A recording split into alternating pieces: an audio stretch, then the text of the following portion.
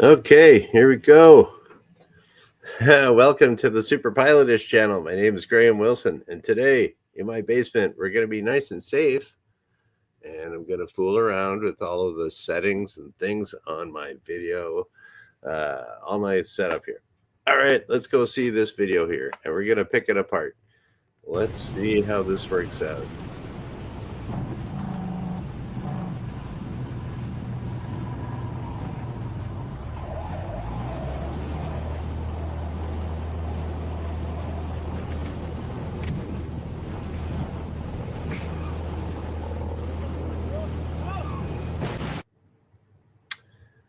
Okay, well, isn't that an interesting way to start a show? And so, yeah, so I figured I'd show that because I'm going to pick it apart a little bit. And hey, Ranch, right back at you. So I've been kind of getting into this little thing where I can fool around with my computer and do little presentations and things. So that was one video that came by. It was a few years ago, and 2020, I believe. And I got that video off of the Pilot Aviation CR YouTube channel. And so I thought, that's a very shocking video. It turns out the guy was okay. The plane was not okay, as you can kind of guess. But I thought, well, at the time, it was going all around. So that happens all the time with in the aviation community, where some viral video starts going around, and everyone's like, "Oh, what happened? What happened? What happened?" So I don't know. I just kind of generally found it again after years. And I remember at the time going through.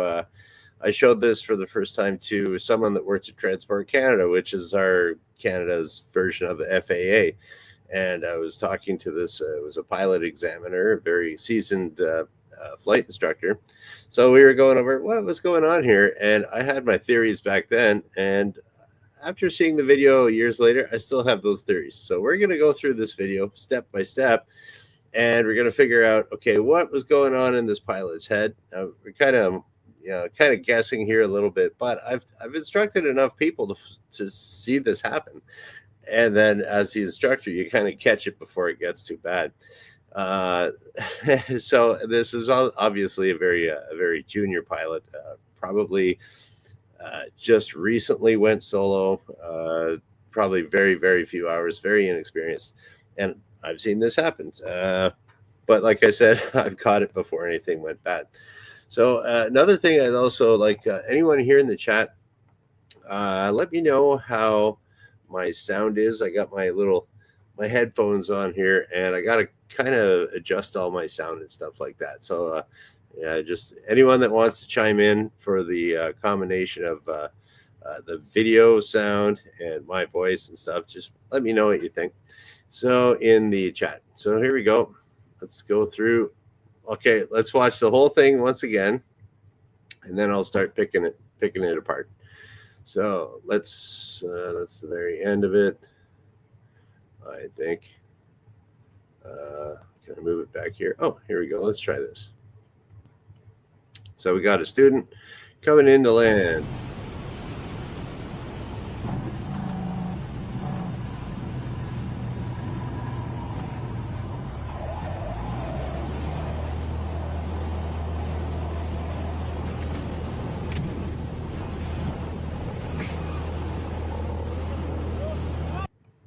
And we're gonna spare the people the crash. Okay, so oops. But we'll get back to it. So let's go back to the very beginning, and we'll do a little investigation here on what's going on. I don't really know exactly. This happened at Buttonville Airport in Toronto back in 2020. So this was that airport's closed now, actually. So let's take a look. What happened here right from he's coming into land. Okay. And I don't see any windsocks. I don't know what the wind conditions are here, but we'll just kind of see. So here we got some guys coming into land. And number one, my first little criticism, I'm going to keep note of my little criticisms. Okay.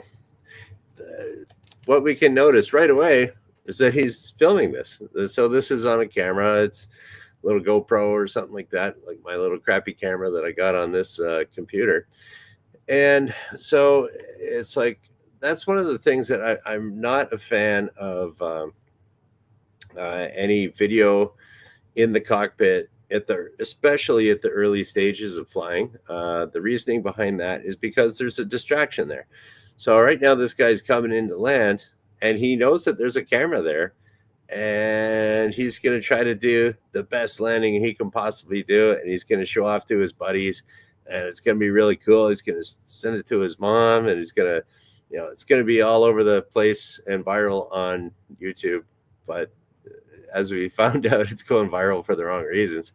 So, and it's another thing there too, where people, if they have cameras at the early stages of flying, it's kind of detrimental, especially if there's, well, I'll give you an example. There was one student and he just couldn't, it was, okay, I was supervising an instructor that was teaching this student, and the instructor was just pulling out his hair saying, I can't get him to land. I don't know what's working. It just won't, it's not sinking in for him.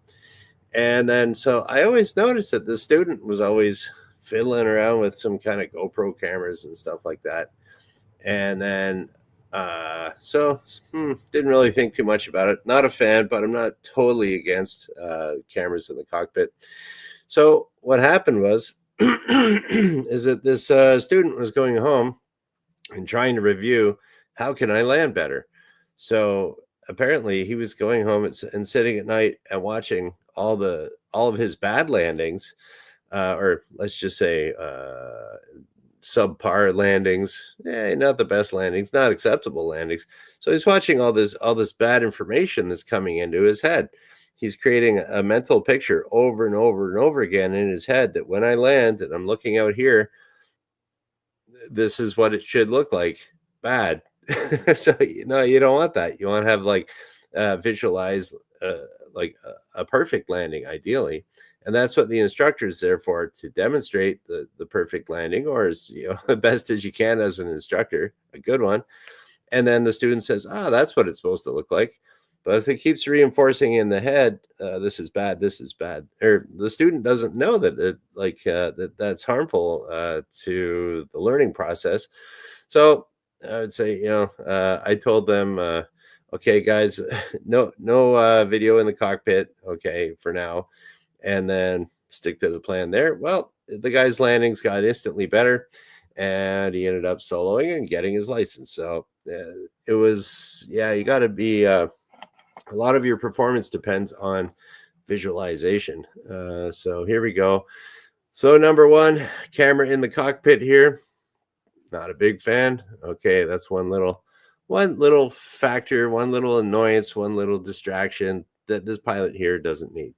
And so he's coming into land. Let's see what this looks like.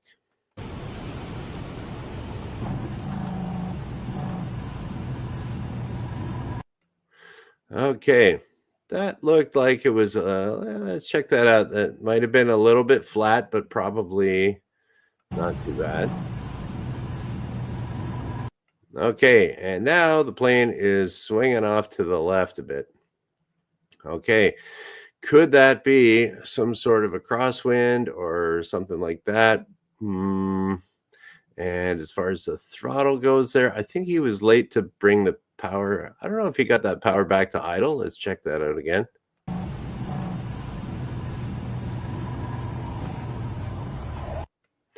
Okay, so with the power there, it didn't sound to me like, ideally what you do is you pull your power back to idle, and then you're landing. You're basically kind of coasting the airplane in.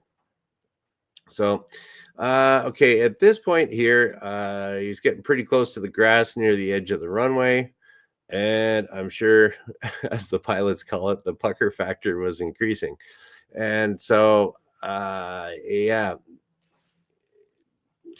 guess that probably could have been he could have used a little bit more fancy footwork there to keep it on the center line, but things were going bad. So let's go back a little bit here. Okay, and it kind of looked like here you could hear the brakes are squealing. So, and this is a funny or not a funny thing. It's a something that I noticed was that so he gave it the gas here to go around. Okay, and but we're also hearing that tire skidding, skidding, skidding.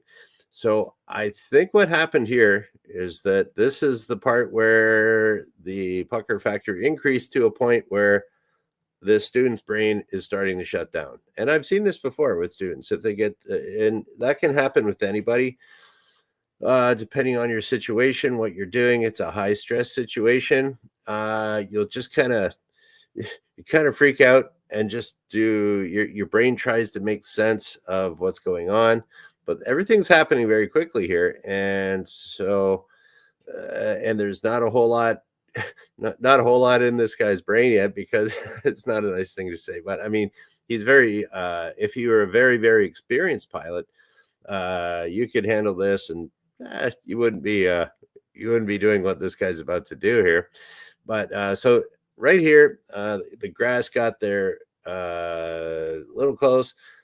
He's starting to freak out. That's the official pilot term, starting to freak out. And but he makes the right call here. Okay, I'm going to go around. He gives it the full power. But this is where the inexperience comes in, and we're hearing the brake going off, the right brake going off, screeching, I think.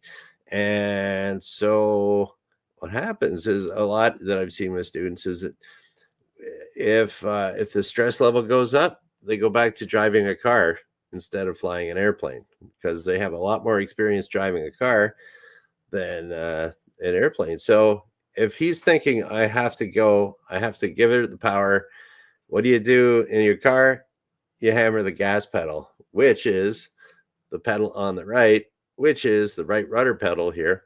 And so I think he's at the same time that he's applying power with his hand, his brain is also thinking, we got to go, step on the gas. So now he's putting right rudder in here, and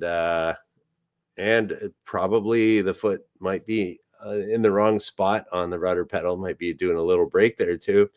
It's hard to say exactly, but he gives it the gas and it starts swerving immediately to the right as if there's brake applied, but there's definitely full rudder here.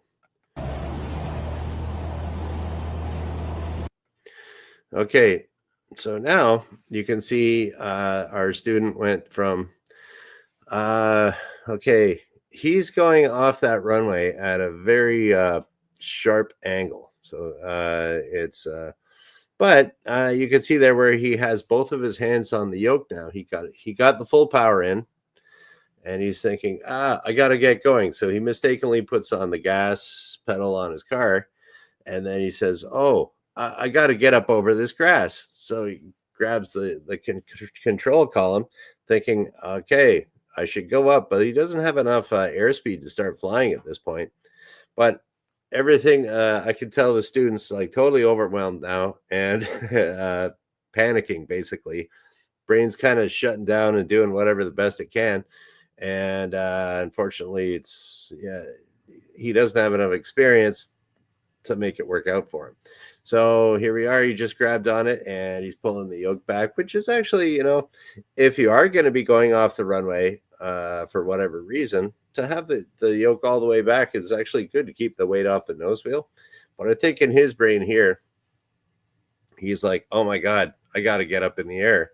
Doesn't have the airspeed. He's heading off the runway. Maybe he can yank it up before the grass. I'm sure that was like in the part of his brain. And we can see here, he's looking out and he's looking at a hangar across the way. So let's try this again and let's see what happens.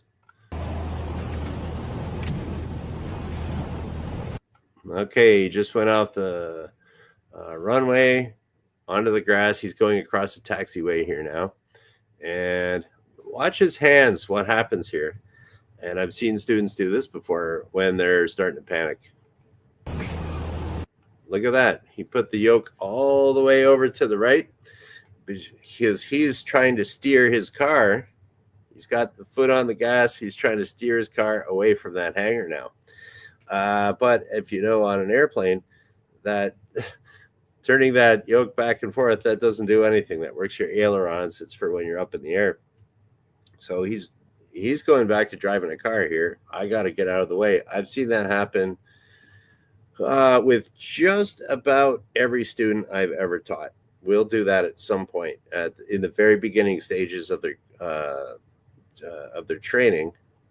I'd say as a percentage, at least 50%, probably closer to 70%, but usually they catch it right away. What happens with some students there is they'll come and land. They think, oh, I have to get off at this taxiway here. So they start driving the car and nothing's happening. And they kind of freak out. Not a big deal if there's an instructor there and kind of keeping an eye on them and working the rudder pedals if necessary. The rudder pedals on the ground, that's what this is a Cessna 172. It's got a steerable nose wheel, and you can use brakes differential. You can use different brakes to turn you different ways on this plane too. So he's fully panicked here. This brain is totally shut off, and he's going along for a ride, unfortunately. And I'm not sure if he gets the throttle. I don't. Well, let's see what happens here. So he's I'm trying to steer away from this thing. What's happening? And now he's really leaning on that yoke. It's just not working.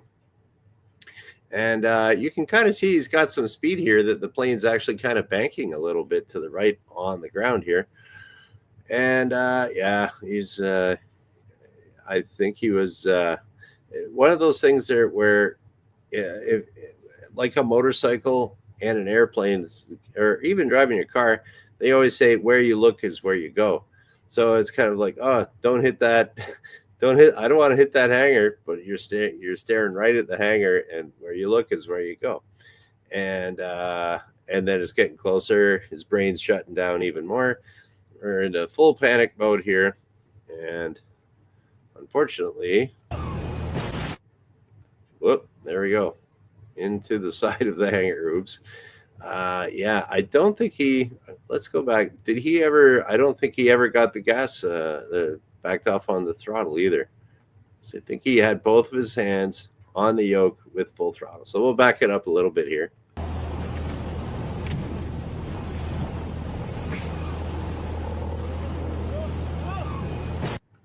Okay, so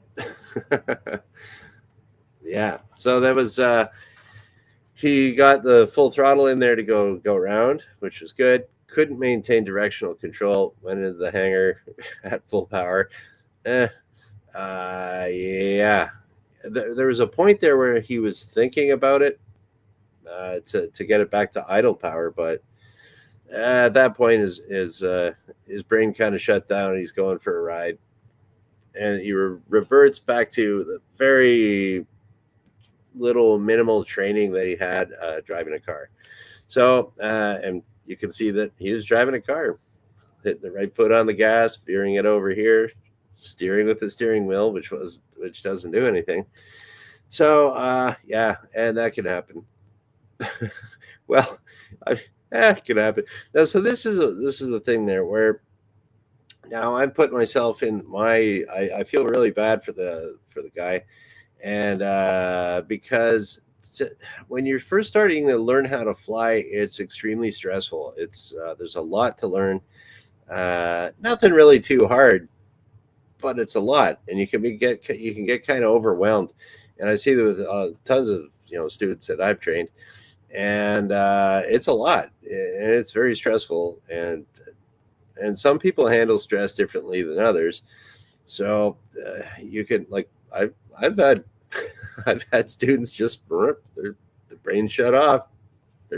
They're flying, but no one's home. Like when the stress level's up too high. So your job as an instructor is to kind of keep it lower so they can still learn and be safe.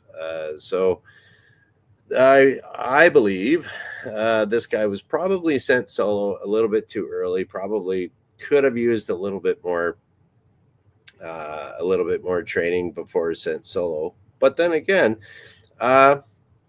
there's something about aviation that no boss wants to hear. The FAA or Transport Canada, they don't want to hear.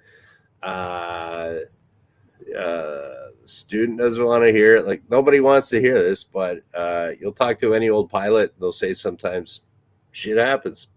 So it's just like that can happen. I've known uh, one very good instructor sent a student solo with a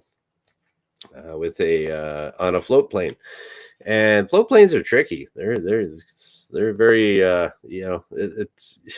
it takes a little yeah. There's flying a float plane initially is harder than learning how to fly it with wheels because you don't have any brakes. You're kind of getting blown around in the water and stuff like that. So this guy, he sent a student solo, and he jumped off on the dock and said, "All right, go up, take off, land, come back here. I'll be waiting for you."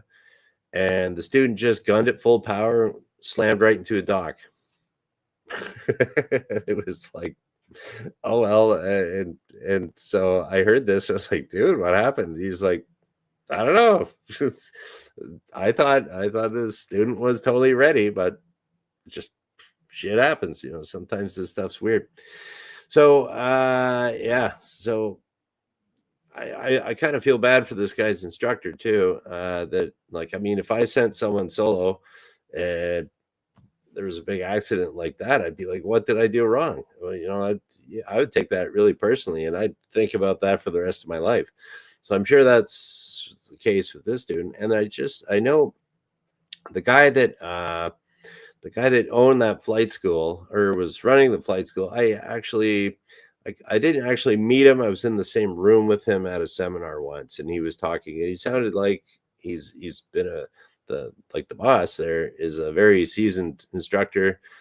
I'm sure any instructors that he was teaching to teach, sure they were pretty good. This guy's been in the business for a long time and quite knowledgeable. So yeah, it just might have been one of those weird things.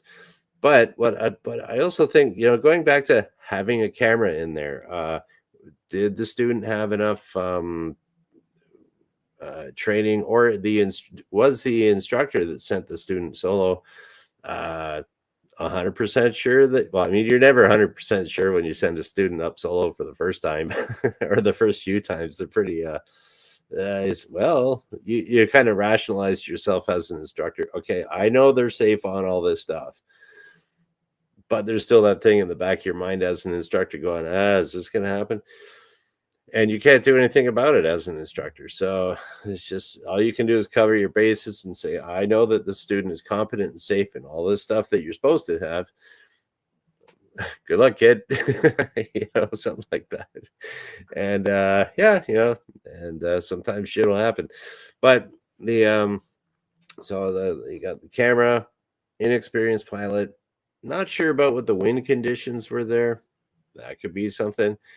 I'm sure there was probably something else there that might have been I don't know if this guy should be going solo, because usually if there's some kind of accident, there's things that contribute to it. And so yeah, it was probably a few things, and I can only guess. I don't know the exact ins and outs of the situation, but no matter what, I would say, and I guess I could write it on my whiteboard, but only hardcore people are paying attention now. Just, I'll give you my little advice. No cameras in the cockpit till well into their training, and make sure your student's ready. Oh, and for any young instructors, or not necessarily young, but inexperienced instructors, any questions at all, you go ask the senior instructor. Like here in Canada, the chief flight instructor, CFI, is the chief flight instructor. In the United States, the CFI is a certified flight instructor, which is just like a normal flight instructor. So it's a little different terminology between Canada and the United States. But yeah, the senior instructor, the senior boss, whatever you call them over in the States, whoever, if you're at all a new instructor, you have any questions at all, that's your job to go ask the boss. And if the boss isn't around, get him on the phone. Or you got to be really sure that Yeah, and thing is, let's just say you have a weaker student and you're a new instructor. Hand them off to the senior guy. Just you're not doing yourself any favors trying to pull your hair out. Like as a new instructor, you don't have the experience to do it. You hand it off to the experienced person, and they'll be able to. The experienced instructor will be able to do more than a new one. It's kind of like driving a truck. A brand new truck driver, you can't back up a semi worth beans. So, but some senior truck driver guy would be like, "Oh yeah, I just back it up like this." And so that's kind of the way it goes. Ask for advice. That's kind of why I have this show here too. Is that like any extra little bits of information that go out there just makes the whole community safer, and everybody has more fun, and there's way less paperwork.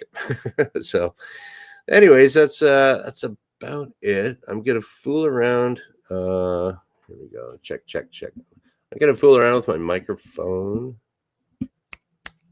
Okay, I hear that. That's not. Okay. Yeah, I was fooling around with my volume there just to hear myself talk. I don't know. It's kind of weird. But it's weird when you hear yourself talk through the headphones. Sometimes you get into this weird radio voice type thing and you start, "Hey man, I'm that cool radio YouTuber guy." But yeah, I'll just kind of talk normal, I guess. All right, let's see. It's just Wrench in the chat here today, who started off saying hey. And yes, Wrench, it always is sad to hear of a closed airport, because once an airport closes, it's rare, super rare that a new airport opens up. So yeah, that is sad. It's too bad. That was a very convenient airport. It was a pretty busy airport, but it was right in the middle of Toronto, and so the real estate value of that was incredible. So it's going to be developed into shopping and condos and all that other stuff. And Wrench was guessing he was running 1500 RPM the whole time. I think you might be kind of right on that one. It sounded to me that it didn't get really, really quiet the way it should when it's idle power. And that's a newbie mistake too, where you come into land, you think you have it at idle power.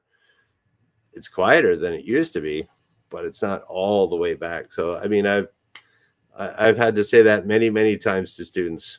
Is that really idle power? And then they go, "Oh, yeah," and then they get it. So, and that it totally affects the landing. If you got like a little bit of power on when you're landing, it's different than what you're used to. Okay, what do we got here? So Wrench was talking about the air coupe steers with ailerons. Yeah, that's true. It does have a that's the weird old. You always see one of those 1949 air coupes for sale for like $10,000, stuff like that. And what do we got here? Yeah, because well, the air coupe, you do drive it like a car on the ground. That was the idea in 1948, 1949. Like, hey, let's make basically a flying car. And so, yeah, that's true. That's a weird one. Okay.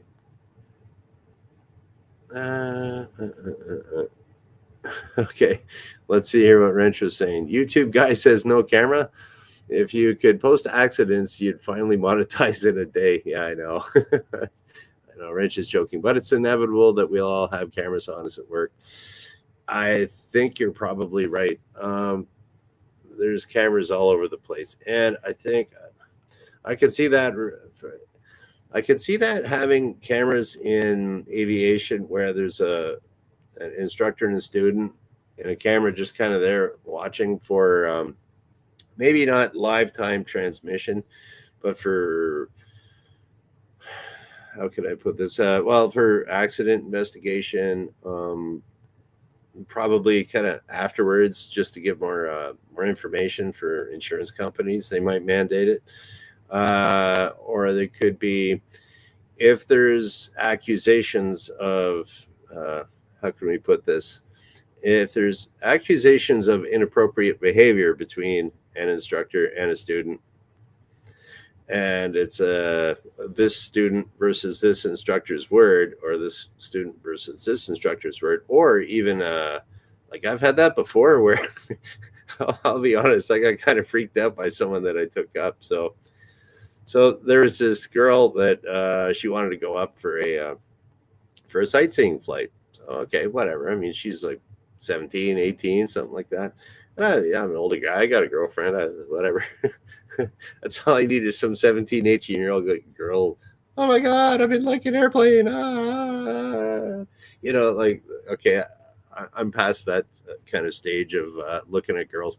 But the thing is, it kind of freaked me out because she said, "Oh, it's hot in here. I'm going to take off my shirt." I was like, wait a minute. What?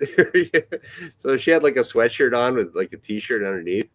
And so she took off her sweatshirt and she was wearing a t-shirt. But I was like, I do not need this type of accusation, And then that got me thinking, if there was a camera and if I was being accused of some inappropriate behavior and she landed with less clothes than when she took off, like, well, that could have been weird. But anyways, luckily I haven't had any issues with that. But I mean, I've heard of, that's kind of the whole Me Too thing, and some of it could be true, some of it's not true. It's a tricky one where a camera in the cockpit could save a guy's career or a girl's career, or yeah, like, you don't want to be that person with the accusation. The flying community is a small community, and everybody knows the dirt on everybody. If there's dirt, it's just, wait, you're from, it could be someone on the other side of the country did something dumb, or something that they shouldn't have done, or, hey, wait a minute, it's one Google search away now from an accusation of something that might or might not have happened. Or, oh, that guy, oh, he was the guy, oh yeah, okay, I'm not hiring him. And that happens. So if it's kind of good in a sense, because who who not to hire, who not to fly with and stuff like that. But it could be bad if it's a false accusation, which can happen too. So yeah, I think you're right, Wrench. Inevitable, we're going to have cameras with us at work, and that probably includes the cockpit.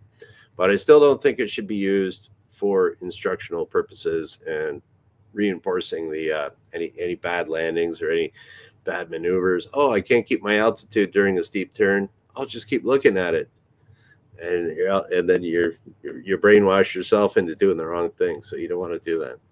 So, okay. Yes, it is Orwellian, but it's happening. Yeah, it's pretty much, I mean, there's pretty much cameras in every workplace these days. Big Brother's watching and listening. What are you going to do? I guess people like it.